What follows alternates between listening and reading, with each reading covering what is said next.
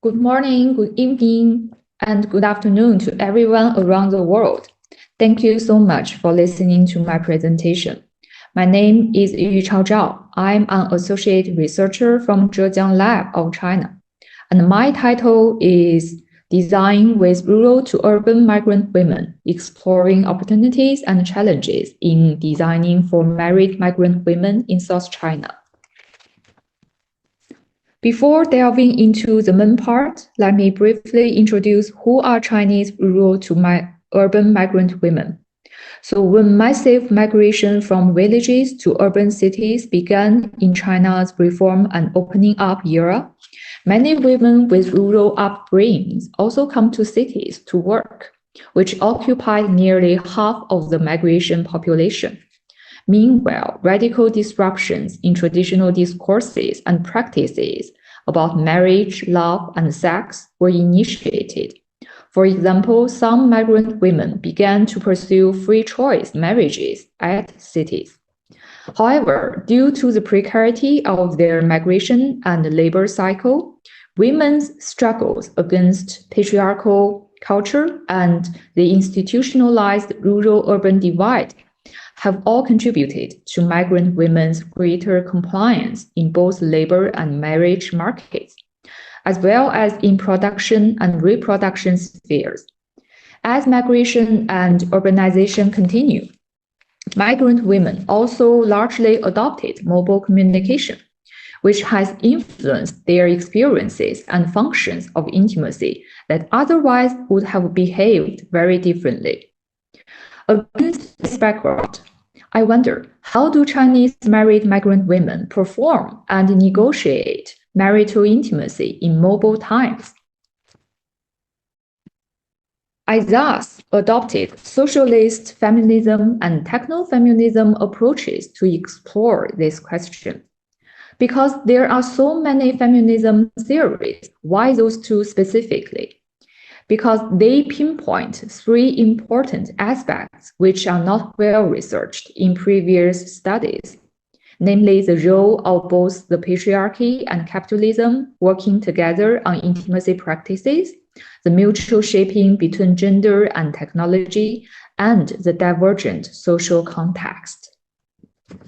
This research was part of my doctoral thesis. I therefore conducted ethnographic fieldwork with 15 married migrant women in Shenzhen, China, between 2017 and 2019.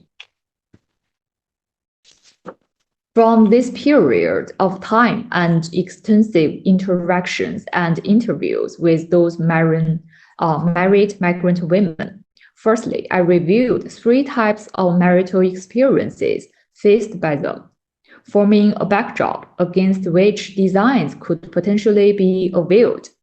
And these types are categorized as unhappy, numb, and blessed.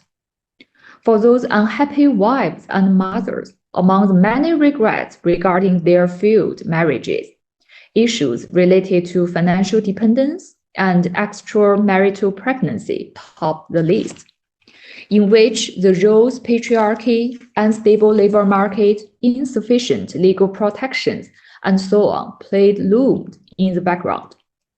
These women want to depend on their husbands but failed.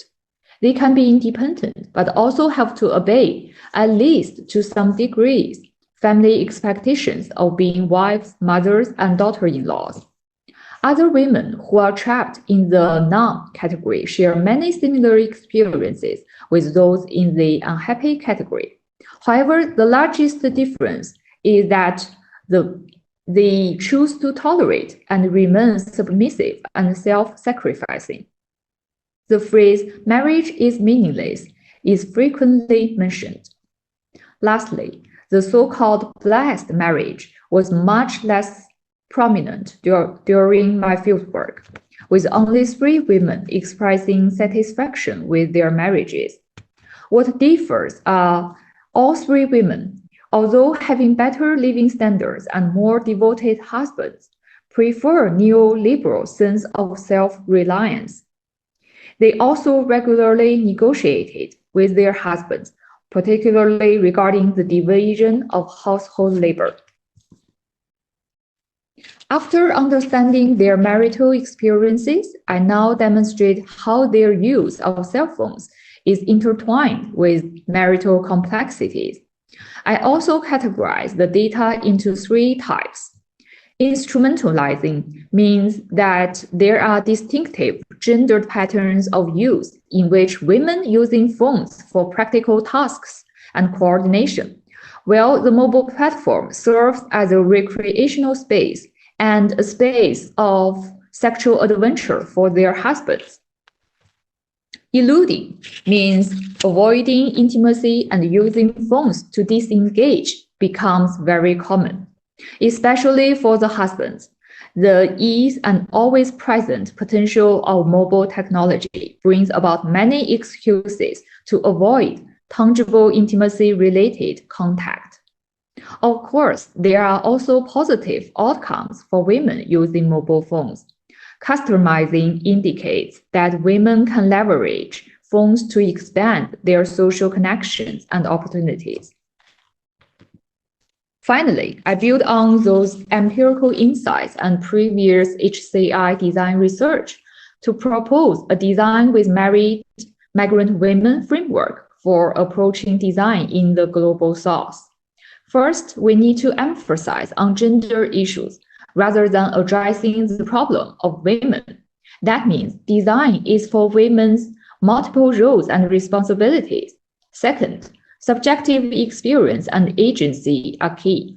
Women have the ability to adapt to and innovate technology themselves, which we must learn the experience from them.